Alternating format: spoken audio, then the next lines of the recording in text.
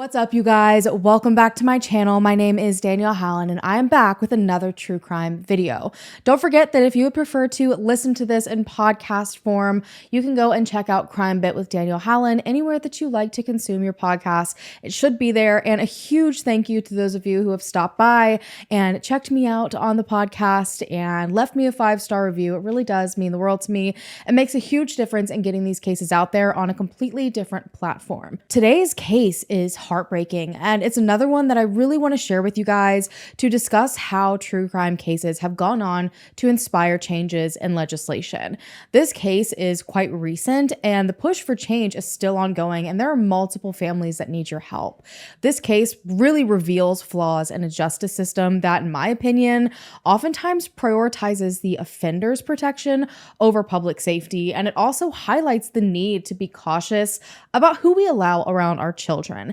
And I feel like as kids are heading back to school and they're making new friends, now seems like a pretty important time to share the story so that you can kind of check in with yourself, check in with your parenting if you have little kids that are sleepover age and, going over to have play dates with friends, because there are so many scary people out there and so many precautions that we as parents should take. Now, this tragic case unfolded in Henryetta, Oklahoma, which is a small city in Okmulgee County in the eastern part of the state. On the morning of May 1st, 2023, a sleepover weekend turned tragic, resulting in the deaths of 7 people, including 5 teens. And the shocking reality is that their lives were senselessly taken by a man who should have been behind bars, a man with a violent history that the justice system failed to stop. So let's get into all of the details. 35-year-old Holly Guess was known for being an incredible mom to her 3 kids, 13-year-old Tiffany, 15-year-old Michael, and 17-year-old Riley. Holly was described as being a 100% parent by her mom, always supporting her kids in their dreams and encouraging her family to do the same for them. And she didn't just support her kids. She went all out for everything. If one of them started a new sport, she had jerseys made for the entire family. If one of them expressed an interest in a new hobby, she had all of the supplies ready to go the next day. Her kids knew that they were loved and supported in whatever their dreams may be. 13-year-old Tiffany ran cross country alongside her brother Michael. She also loved to sing, and she had recently tried out to be a cheerleader at her school. 15-year-old Michael not only did cross country with his little sister Tiffany, but he also excelled in football and track. So sports seemed to be a pretty big thing in their family. And finally, 17-year-old Riley had a bright future ahead of her. She was described as being very artistic, always with a brush in her hand. She loved painting, and she dreamed of becoming a doctor one day, leaning in on her passion to help people. Holly had moved her little family to Henryetta from out of state in 2021, so just before all of this occurred. And shortly after they all settled in, Holly met 39-year-old Jesse McFadden. No one seems to be sure how the two met, but what everyone does agree on is that their relationship moved very, very fast. Jesse almost immediately moved in with Holly and her children, and by 2022, the couple was married. So they got pretty serious pretty quick. And that brings us to this horrific weekend. Around a year later, after they got married, in the last weekend of April 2023, Holly's youngest daughter, Tiffany, was hoping to go to the local mall and have a sleepover with a few of her friends. And so she invited a whole bunch of people, and while a few friends were busy and declined the invitation, 2 of Tiffany's closest friends agreed. 14-year-old Ivy Webster and 15-year-old Brittany Brewer. Ivy was described by her mother as such a genuinely good person. She loved animals and playing softball, and her and Tiffany were very close and shared a lot of the same interests. And Brittany was a very outgoing girl who was always on the move doing something. She was active in church, she sang in the choir, she had even been selected as Miss Henryetta, and she hoped to one day be a vet or a teacher. So that Saturday afternoon, Jesse McFadden went to pick up Brittany, and Ivy joined everyone at some point as well that day. And according to both of their parents, the entire family, along with these 2 friends, were supposed to go to the mall that afternoon, and then they were going to head to a place called Main Event, which seems to be this awesome venue with restaurants and bowling and just a lot of awesome activities for teens their age. Ivy spent that entire night Snapchatting her mom, sending her pictures, telling her all of the fun things they were doing. Nothing seemed amiss. It just seemed like your average girls getting together, having a fun weekend. The following Sunday morning, still things seemed okay. Both Ivy and Brittany texted their parents to let them know that they were heading to McAlester, which is a small rural town about an hour and a half away from Henryetta. Jesse had a rental property there that sat on a few acres, so it was a great place to hang out on a spring day. The temperatures were changing, they wanted to go swimming, it was going to be a lot of fun. And again, everything seemed okay. Both girls were supposed to be brought home that night so they could get ready for school the following day, but at around 5 p.m. was kind of the first inkling that something wasn't quite right here. Ivy's family ended up getting a call not from their own daughter, but from Jesse. And he said that they were all still in McAlester running behind, but everything was fine and they would be back soon. But as the clock ticked on and as the night passed, neither Ivy or Brittany returned home.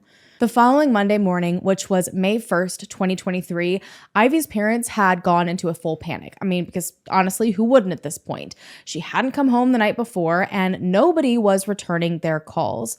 The school bus that all 5 children, Ivy, Brittany, and Holly's 3 kids rode on passed by as well, and not a single one of the kids were on it. So at this point, Ivy was reported as missing. And meanwhile, Brittany's family is also starting to put together this really scary reality.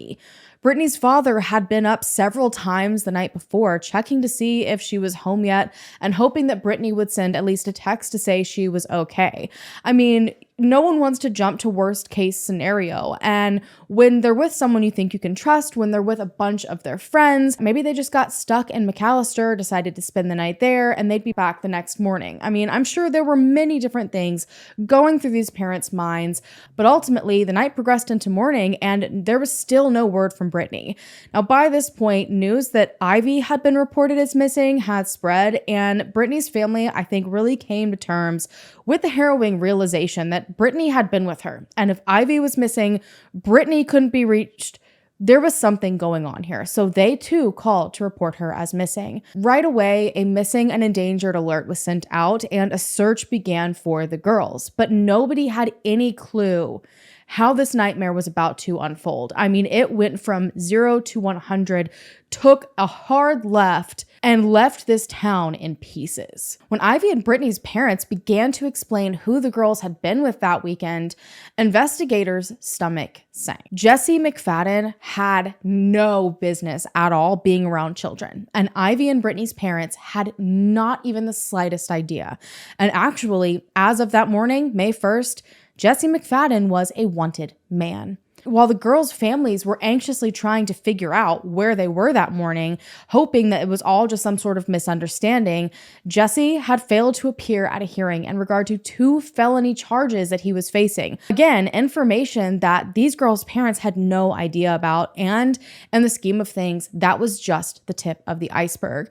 And I will get into all of the details on Jesse McFadden in a bit, but first, I want to focus on the emergent search for Ivy and Brittany, which soon turned into concern for Holly and all 3 of her children as well. One of Holly's family members called in early that morning as well, and they said they hadn't heard from Holly or any of the kids since the 28th of April.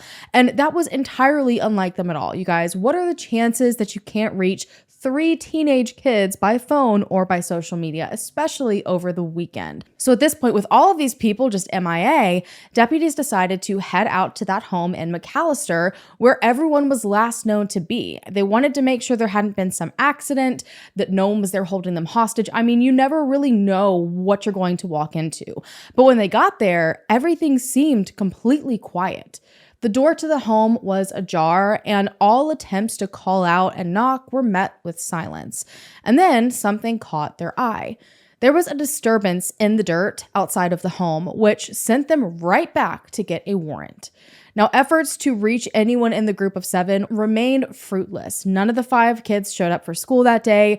Nobody was answering their phone. The last that anyone had seen them or really heard from them personally was Saturday night. I think everything on Sunday was like text messages, other than the one call from Jesse to Ivy's parents. And finally, by 3 p.m., authorities were able to obtain a warrant to check out the McAlester home.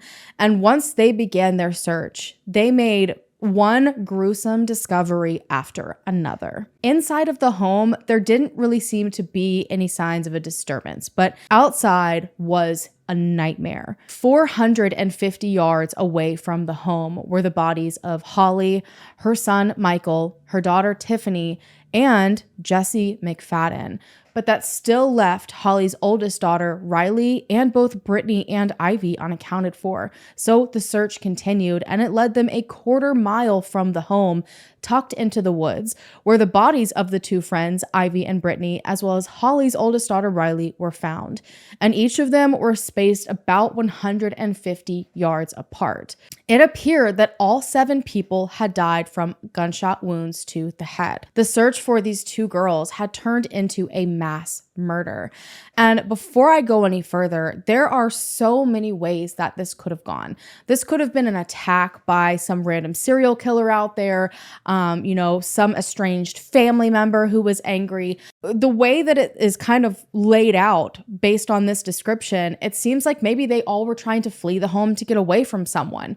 But authorities pretty much right away zeroed in on Jesse. They announced that they had strongly felt he killed his wife Holly, his 3 stepchildren, and their 2 friends before ultimately taking his own life. And his history will tell you exactly why it didn't take them long to come to this conclusion, this very, very specific conclusion. Jesse McFadden was born in Kansas, and he seemed to have an average upbringing.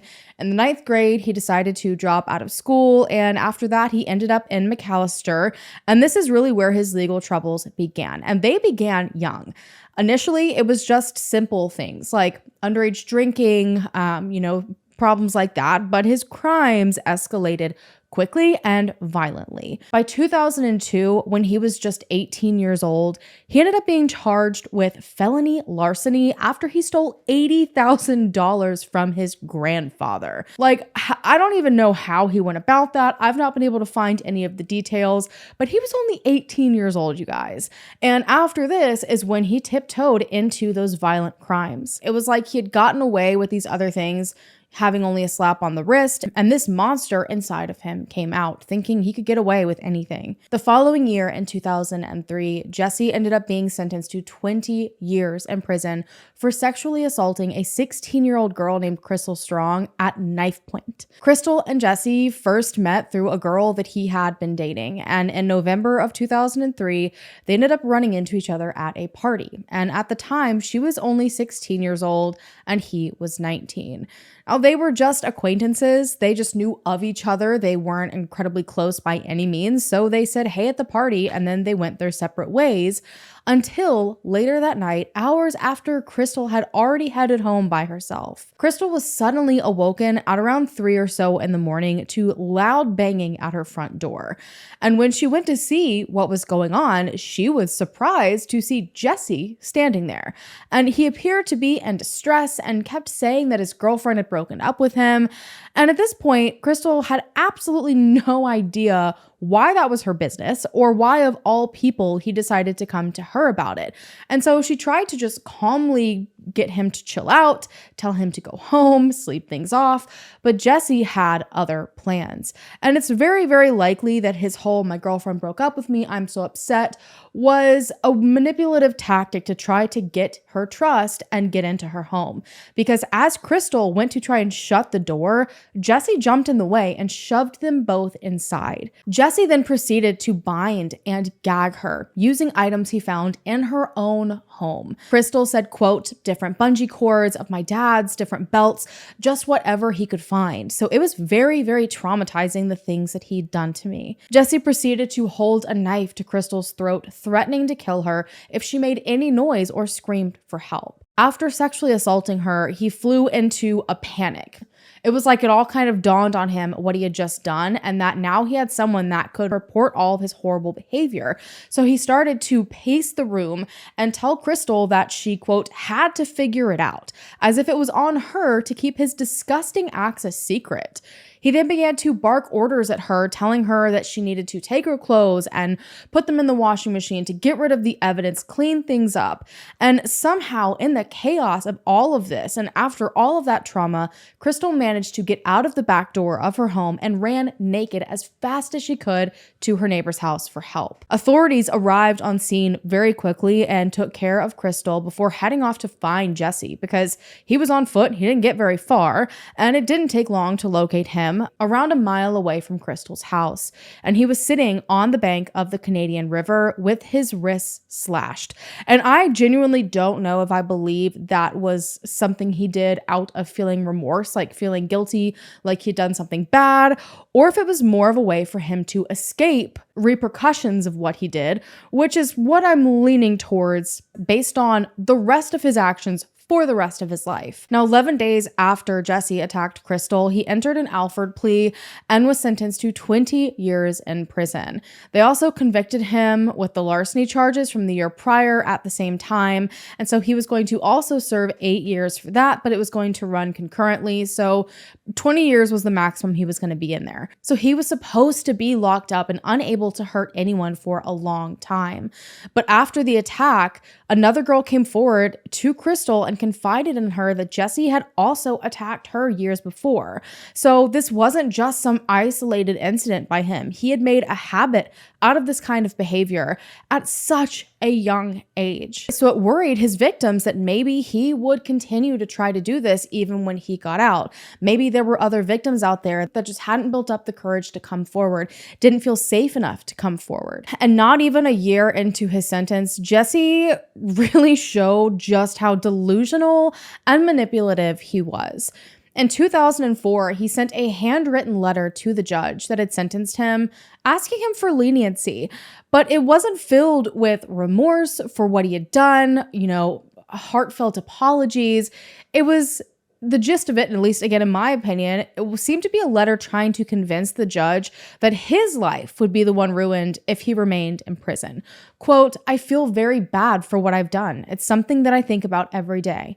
I sit and think about how I can change what I've done, but no matter how much I'd like to, there's no changing the past. So the future is all that's left to me." And so it's like the whole beginning part of that statement, you're like, okay, he feels bad, he wants to apologize, but then he kind of like brings it back around to say, well, I can't do anything about what I did before, so like you have to let me change my future. He claimed that he was a better person and that he planned to go to rehab for both drugs and alcohol. He promised to pay back the money that he stole from his grandfather, even saying that if he remained in prison for the 20 years he was sentenced, that his grandfather likely wouldn't even be around anymore once he got out, so he wouldn't be able to repay him, as if like that's a valid reason for them to release him. He said that the longer he remained in prison, the harder it would be for him to live a decent life when he got out. Quote, "I'll be almost 40 years old when I get out. Most people are getting settled into their lives and preparing for retirement. I'll be just starting out." And honestly, all I have to say to that is maybe you should have thought about that before you brutally attacked a teenage girl. Even at the age of 19, he was showing signs that he lacked empathy, he lacked remorse, and he was way more concerned about himself and his needs and his wants and his future than anything else. He was violent and a walking red flag that needed to be stopped. Needless to say, and very thankfully, his selfish letter did not go as he had hoped, and the judge denied his request. I honestly think it was like very arrogant of him to even believe he could pull that off. So now, with Jesse behind bars until he was 40, no more harm could be done. Or so they thought. 10 years into Jesse's sentence in 2013, Jesse ended up being caught in prison with a cell phone that he was not supposed to have. But they hadn't just stumbled across it, they went looking for it after they received a complaint. A woman had come forward saying that Jesse had been texting her relentlessly for 3 months. The phone was taken, but it really doesn't seem that much was done. But unfortunately, when you're dealing with a man who has an entitlement complex, that just wasn't enough. So unsurprisingly, 3 years later, he was at it again, and it was so much worse. In 2016, prison officials received another complaint about Jesse, and this one should have been the one that kept him locked up. A man came forward saying that he had found sexually explicit texts, photos, and videos between Jesse and his 16-year-old granddaughter. You guys, y'all, he was in his 30s at this point, okay? 30s. This girl had just moved to Oklahoma when she received a random text to her new phone number, and the person on the other end was Jesse. He explained to her that he had been looking for someone else, probably someone else to harass that he used to know, but it was someone who had the number before her. But he continued this conversation with the 16-year-old girl even when that realization was made. She was lonely and vulnerable. She was living in a new state. She was trying to make new friends, and this was someone that was giving her a lot of attention. She wasn't as lonely anymore. So he was easily able to manipulate the situation however he saw fit, which is disgusting. He vaguely explained to her why he was in prison, but he told her that it was all a big misunderstanding. I find it very interesting though, because he did ask this girl for proof of age, and she sent him a picture of her learner's permit. But even seeing that she was just a 16-year-old girl, a minor, it still didn't seem to deter him despite his current conviction. So I'm like, why did he even ask for that, knowing that it didn't matter what it said? For a year and a half, he convinced this girl that they had a relationship. They were going to get married. They were going to have a life together after he got out of prison. And he was demanding her to do all sorts of things. The two began writing letters back and forth, and he even convinced her to open a P.O. box to lessen the chances of them getting caught, somewhere that he could send all of his letters to. But ultimately, one of those letters that he signed off as husband, which is disgusting, was exactly what this girl's grandparents discovered, leading to uncovering this huge relationship he'd had with her. Jesse ended up being charged in 2017 with 2 felony counts over this, one for sexting with a minor and another for possessing juvenile pornography. Now, one thing that I don't have a great understanding of is that I thought even while you were incarcerated, you could still go to trial for other crimes that you committed. So I don't know why these charges weren't acted on right away. And because nobody immediately acted on them while he was already in prison, when they could nag him for something else and start a new term right afterwards, it would end up being a few years before they even attempted to start the trial. And ultimately, that trial would not happen before his death. So if you have any answers for that, if there's maybe something preventing them from going forward with a trial, I feel like maybe I'm just totally missing something. But either way, let me know down below. So regardless of those 2 felony charges that he had for having these relations with a 16-year-old freaking girl, on October 30th, 2020, Jesse was released from prison, only 17 years into his 20-year sentence. And that alone, I'm like, okay, that's irritating, whatever. But what I'm going to say next is going to just boil your blood, because good behavior, I kid you not, was cited as one of the reasons why he was released early. How good behavior could be considered when he was in prison for sexually assaulting a minor, and while serving that sentence, he again had an inappropriate relationship with a minor, is just beyond me. Like, make any of that make any sense? Because it just doesn't. But at this point, nothing about our justice system shocks me anymore. We're so tightly bound to the strict confines of this system that nuances of situations seem to matter less than sticking to the book, which is baffling. And he wasn't even released on parole either. They considered it time served. All he had to do was register as a sex offender, do his check-ins every 3 months, and he was good to go. Thankfully, as soon as he was released from the 17-year sentence, he was picked up again right away on those other felony charges. So again, that's why I'm thinking maybe there was something preventing them from going forward with that. I don't know.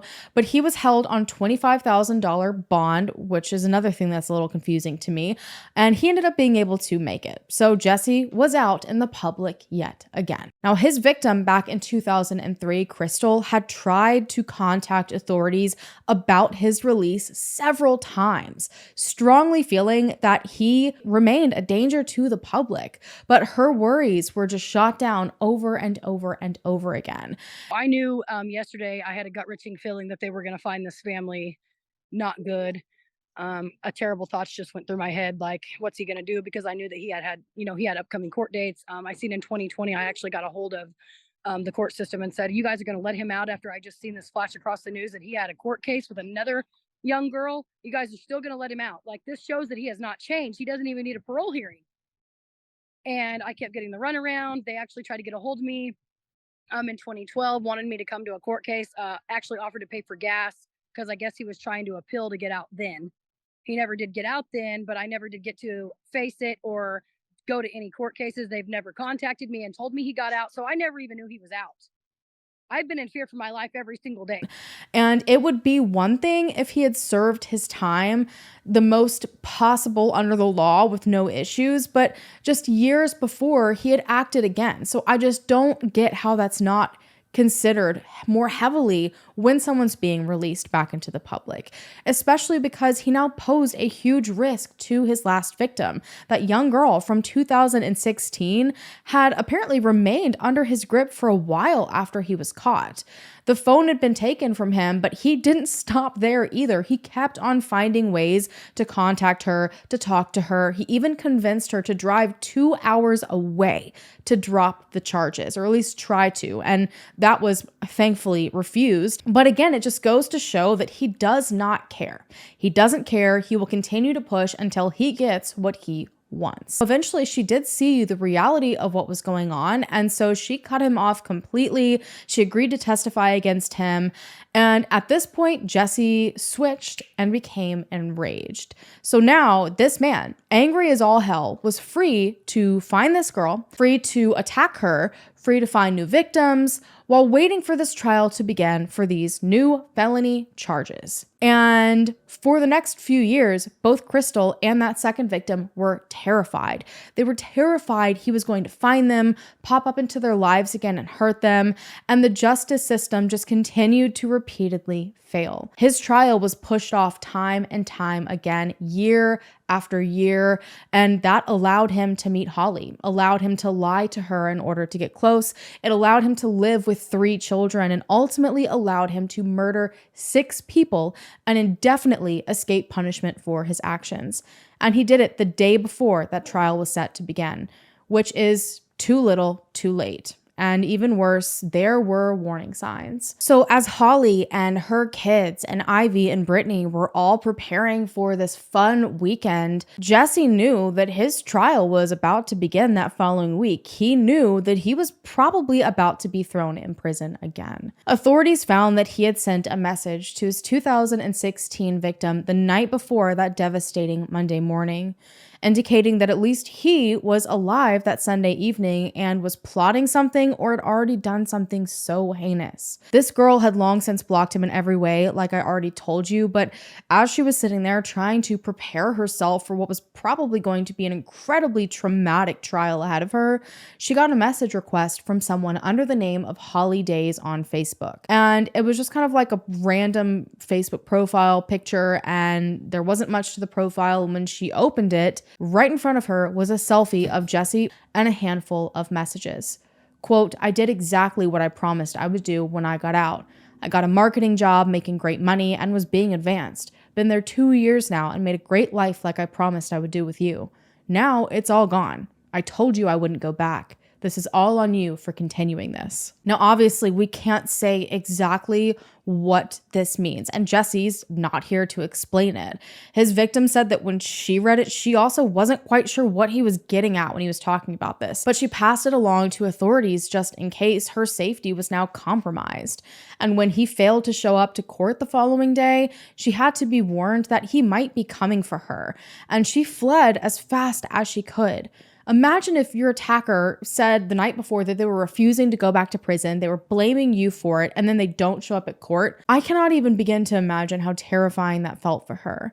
But the reality was that he was likely saying all of that because of what he had just done or was about to do to his new family and these two innocent friends. He was trying to place the blame anywhere but on himself for these horrific crimes, his time in prison, all because she refused to drop the charges on him for something disgusting that he himself did, because he couldn't possibly take accountability for what he had done. And Jesse hadn't only messaged this girl that night either. He also messaged his mom, telling her that he was not going to go back to prison, and he even said that he was going to end his life to make sure of it. I mean, he so clearly stated his intentions, and I wish that this had been acted upon. I can't see that this was called in anywhere. It seems it was only found out after the fact, but even if just a welfare check had been called, just something, it may have prevented what ended up happening. His whole life led up to this moment. So many times he could have been stopped. So many lives could have been saved, but it just didn't happen. At this point, the investigation was continuing on, and with no witnesses, no live perpetrator, they had to collect evidence the best that they could to try to piece this together, because really that's all they had. But according to the many families involved, the local authorities seemed to drop the ball big time. By May 5th, not even a week after the murders, complaints were already being placed, and they spread all throughout the media that evidence was being left behind at the home in McAlester.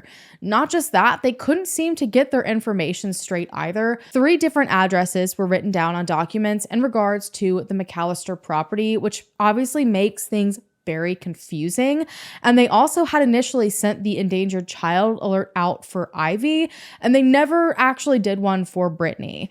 They even referred to it as an Amber Alert several times, which it wasn't. And I know those two things really wouldn't have made a difference in the grand scheme of things, but they didn't know that when they did it. And it just felt like there was not a lot of detail-oriented work happening. And when you have to rely on that, especially given these circumstances, I don't blame them for making these complaints. When they're leaving evidence behind, like they can't even get an address right, I'm sure it feels awful. We first want to warn you, the images you're about to see from inside the home are disturbing. It was hard to watch Ivy's family as they discovered what they believe is crucial evidence that was left behind by law enforcement. In a matter of minutes, they found their own daughter's cell phone tucked away in a cabinet, and that was just the beginning. Now they're wondering whether law enforcement dropped the ball. We can't have parents go through ODF. I'm angry. This should have never happened. His daughter Ivy was only 14 years old when Jesse McFadden murdered her. Okmulgee police say Ivy died from a gunshot wound to the head. Her family has 0 answers, couldn't say goodbye, and has no closure. So now they're looking for it. I feel that my daughter, even right now, is standing behind me, telling me, Dad, keep going, keep doing this. Phone or phone case. Thursday afternoon, News 4 was invited by Webster and his family to take a closer look at where his daughter took her last breath. Behind these walls, the family found sex and bondage devices. In one of the bedrooms were restraints bolted into the bed frame. There was also a shelf filled with books about witchcraft. 10 feet away in the kitchen, another restraint with chains and locks still attached. Although there were reportedly 4 bodies found in this home, we didn't see any bloodstains, no blood splatters. In the back room, the most shocking find of it all, crucial items that had not been collected. That's them. Babe, that's them. Okay, That's is that hers? Yep. Okay. Hold on. Call the sheriff. Yep. Don't touch them. Don't move them. Ivy Webster's cell phone was tucked away in a laundry room cabinet, along with 2 other cell phones and 2 laptops. In the same room, syringes, what appears to be drug residue, and various items the family believes was used to torture their daughter before she was murdered. None of it collected by law enforcement until this family called the Okmulgee County Sheriff's Office and asked them to come back to the home and retrieve these items. There you go. Pictures were snapped and the items finally collected, but not without a brief explanation as to why it hadn't been done before. I want more done. The problem is, we don't know what else to do. Like, There's a story to be told here. right. We don't know what happened. Don't know what else to do. I'm going to say And this. since we don't have the only person that can tell us what happened, Is dead, but we can try to piece it And together. I'm going to say this was not done right. No crime scene tape. we are open to any suggestions you all can I'm saying give. this. They didn't do their job, and the whole world's going to know it. But what would this accomplish? I'm a grieving parent that my daughter got raped and murdered, and you're telling me right now that I don't have a right to know what happened? The story's right here. It's right here. And it's still sitting here. Still! Disgusted with the investigation into his daughter's murder, he only saw more uncollected evidence on his walkout. Another phone in the top drawer of a nightstand, several computer towers, and a check made out to a local storage company still sitting in plain sight. I'm upset. Healing, trying to heal. Still confused. Still a lot of answers that need to be given. Awful. Everyone involved also was infuriated because they had no clue about Jesse's criminal history until that moment. And now that they did, they were trying to understand where things went wrong. So Jesse was a free man to be able to do this to begin with. Jeanette Mayo says her daughter believed in second chances, even when other family members didn't. Mayo says her daughter Holly, who was found among the people dead in a field in Henryetta yesterday, knew McFadden was a sex offender. But Mayo says McFadden paid someone to pretend to be his victim and lie to Holly about what happened. Mayo says she always had a bad feeling about McFadden because he wasn't around much, but when he was, it was at an event where he knew kids would be around, like at a birthday party. Mayo says she hopes sharing her daughter and her grandkids' stories will hopefully help save someone else's life. Start by doing a background investigation on whomever you're getting with.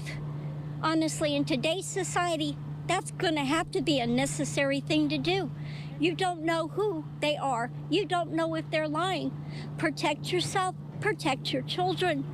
They are the most precious thing in the world, and that was taken away from me. Jesse was controlling and manipulating his entire relationship with Holly. He kept everyone, kids included, under lock and key. Nobody went anywhere without him knowing where they were going, who they were with, when they'd be back. He seemed like paranoid and was just way overbearing and controlling of everyone. And it was a really frightening situation. Ivy and Brittany's families also were blindsided by all of this news because Brittany had stayed at the McFadden home several times and there had never been an issue. And Ivy's family said the same, that none of them had any clue he was a registered sex offender or their children would never have gone anywhere near him.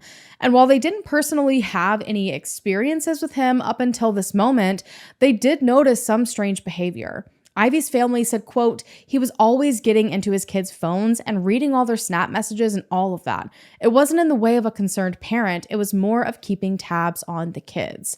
And honestly, that just makes me incredibly concerned because he has, this, sexually violent history with minors. I don't know if he is just like projecting his fear that they are going to do what he did when he was younger, or if potentially he was viewing them a certain way that he shouldn't have. But either way, there was just so much loss and so much anger because it felt like all of this was so preventable.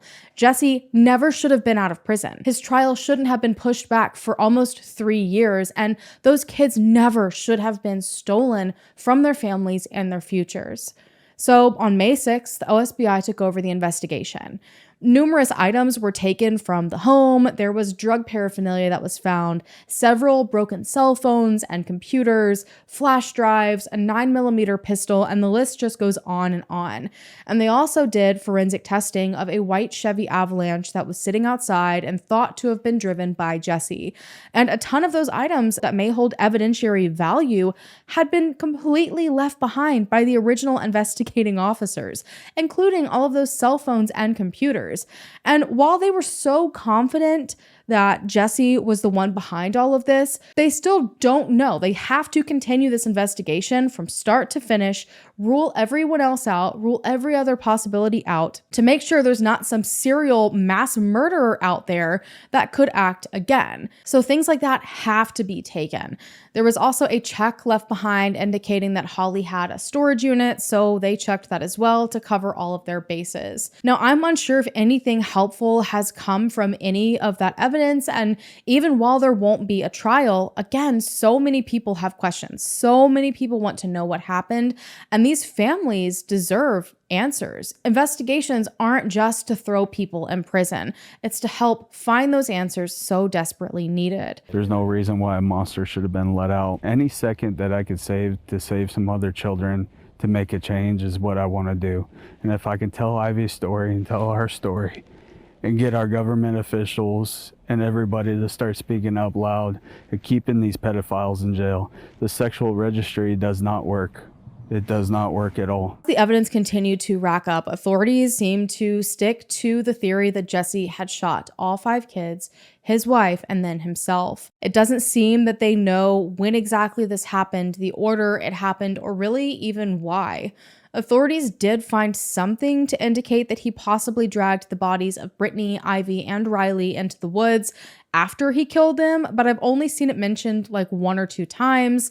And other than that, it's not known if there was any rhyme or reason to where specific people were placed.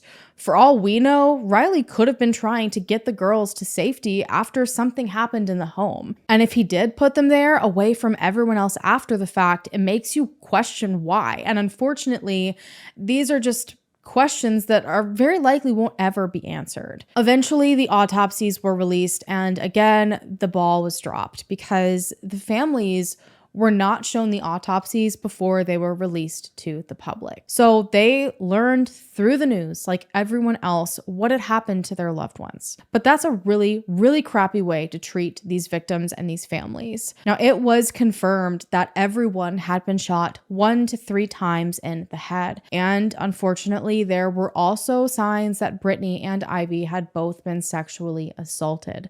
So even in these rage killings, for reasons unknown, he still prioritized his sick fantasies. They all had several abrasions on their arms and legs as if they had fought for their lives. Memorials were set up for both Ivy and Brittany outside of their homes, places their loved ones could go and remember them and not just hear these awful things that happened to them on the news. Ivy's family said, quote, "Ivy was robbed from all of us.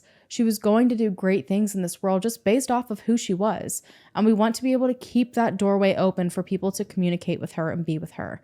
Her friends will come out here and sit on the bench and swing and just hang out." So many people were affected, so many friends and families, and this was one positive, beautiful thing that they were able to make out of the situation. Now, from this point on, the focus shifted to how Jesse was able to do any of this. They likely weren't going to figure out the why, so they needed to know the how. And disappointingly, the courts backed their decision to release him after 17 years as time served. They said that he remained compliant after he was released. He had listed his stepchildren as living with him. He had covered all of his legal bases, and that was all that was required of him.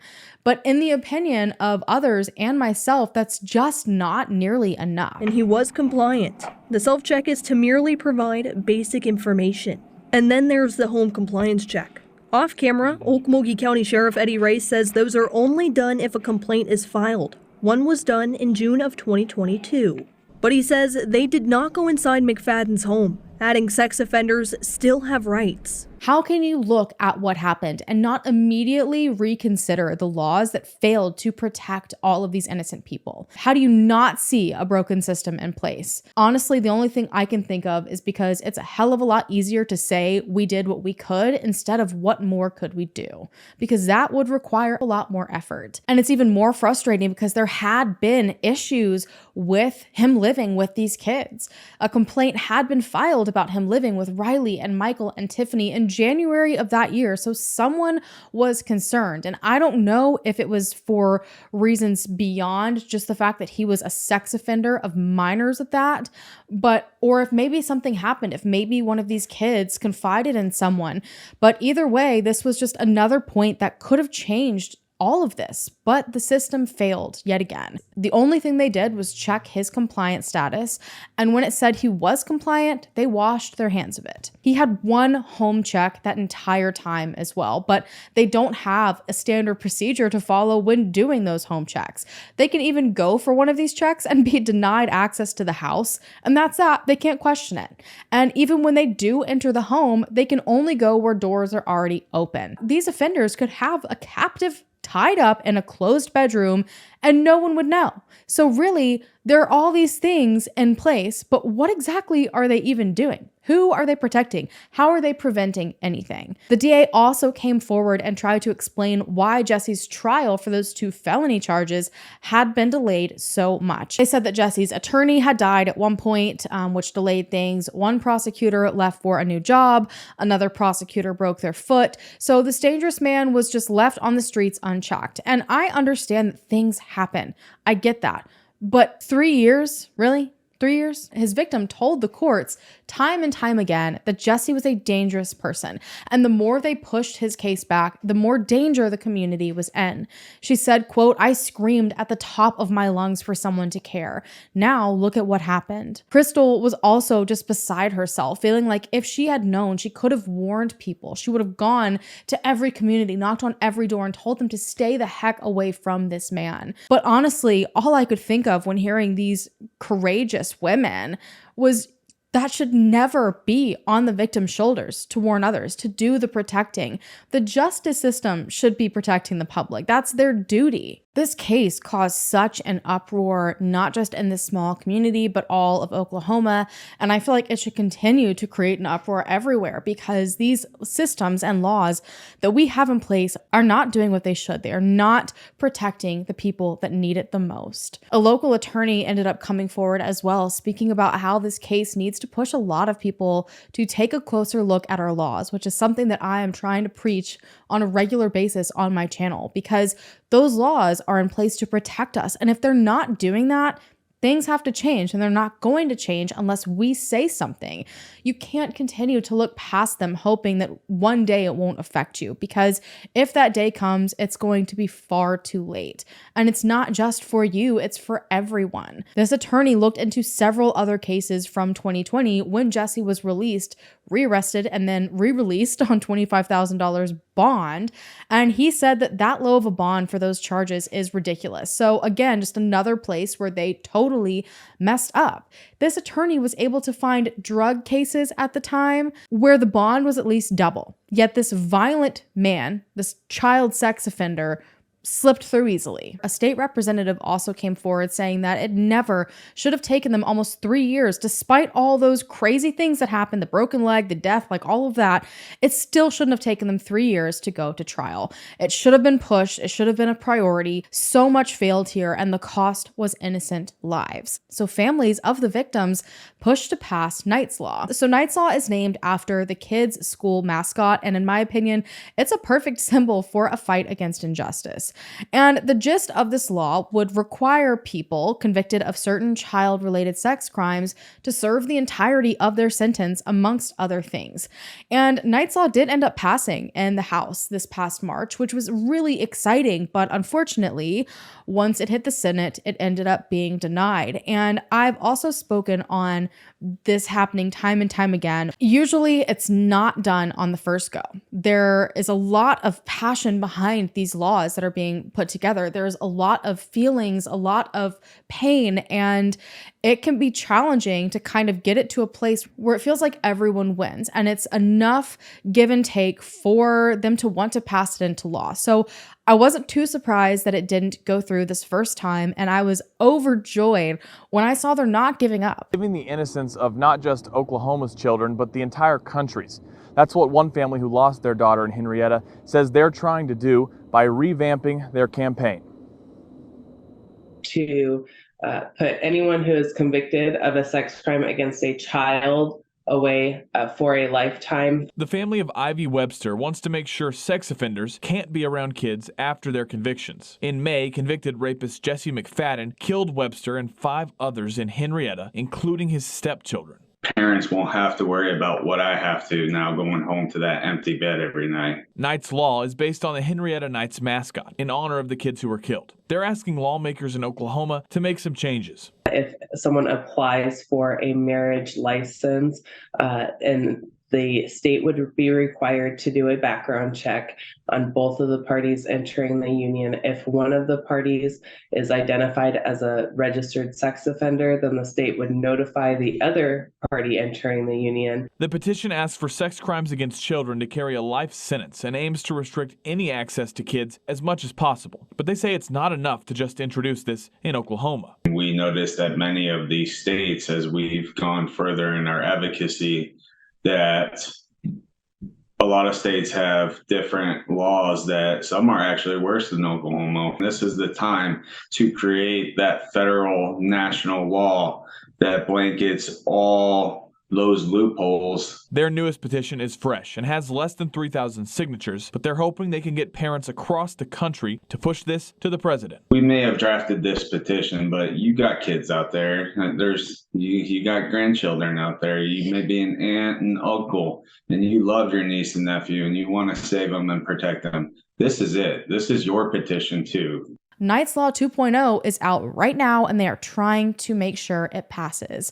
Now, there is an extensive write-up on the exact points of Knight's Law, like every single thing they're pushing for, on the change.org petition that I will have linked down below. But I just pulled a few of the points out of it that I want to share, because these things could protect you. They could protect your family. If you live in Oklahoma, if this ends up being pushed on a federal level, Knight's Law would demand that every person convicted of a sex crime involving a child receive harsher sentencing, and they must serve the entirety of their sentence. So they held on to that from the first version of Knight's Law. Had Jesse remained in prison, none of this would have happened. Like, that alone could have prevented everything. He would have either just been released or about to be released around the times that the murders took place. 6 lives could have been saved. They also want to make it so residents are notified if a sex offender moves to or begins working in a 5-mile radius of their home. Now, there are lots of resources out there for you to be able to check who is around you. Like, all of you can go right now, at least in the United States, and do the sex offender registry search and see what's going on in your neighborhood, in your city. And while I'm sure many of us, considering we're here on a true crime channel right now, regularly check these things because we worry about them constantly, we need to remember that not everybody does. Not everyone thinks to check the sex offender registry around them. Not everyone, is in this mindset. Awareness saves lives, and this would be huge if it went through. And the next part of the law is pretty much identical to Noah's Law that is being pushed in Canada. Now, I don't know if you guys are going to remember, I did this a couple of months back, but I covered Mikhail and Noah McConnell, and this was a mother and her young son who were killed by a sex offender that moved in next door. And because there are no transparency laws when it comes to housing, they had no idea. So in Noah's Law, they wanted to make it so there is more transparency in the rental market and real estate from those in charge. And Knight's Law is pushing for the exact same thing. It would require background checks, which is already pretty common in most apartments, but this would require it across the board, as well as disclosure in real estate if an offender lives in a 10-mile radius. Because as of right now, someone could purchase a house, someone could start renting an apartment, and nobody would tell them that there was a sex offender living next door. Like, it's not required to tell people that, which is just mind-boggling to me. And in this case, if you just state that there is an offender in the radius and don't give out too many details, that still protects the privacy of that offender, which I know is what the government really is pushing for. I know not a lot of people agree with that, but regardless, I don't see how that could harm anyone more than it would help. It wouldn't put anyone in any sort of precarious situation. It would help protect people. Now, the next portion of the law could have made all the difference as well in this scenario. Knight's Law will require background checks as a part of marriage applications, which is very interesting, and I'd never really thought about that before. If one of the partners ends up being flagged as a sex offender and children are involved in the relationship, the application will automatically be denied. So it gives them no chance of being married to someone and have this constant access to children. It could also help alert these partners who have no clue they're being kept in the dark about their partner's criminal history. It could also stop parents that are willingly putting their children in jeopardy, which is unfortunately a very real thing that happens on a regular basis. Knight's Law would even take it a step further and prohibit child sex offenders from residing with a child, period, because this is a problem that they ran into here. I mean, this couple was married and he was a child sex offender. He should not have been around children, but because they were married, he was allowed to be around all of Holly's young kids. One of the last points I want to mention is that this law would make it so any convicted sex offender that is charged with any subsequent sex crimes will be held without bond. Again, if that had been done, if he didn't get that $25,000 bond that was so easy for him to achieve, if he had been immediately locked back up and kept in prison, that would have been another thing that would have prevented him from killing all 6 of these innocent people. It is so tiring to witness so many preventable tragedies, especially due to the lack of adequate laws and procedures for dealing with dangerous criminals. There's a lot of focus on putting someone behind bars initially, but what happens after that?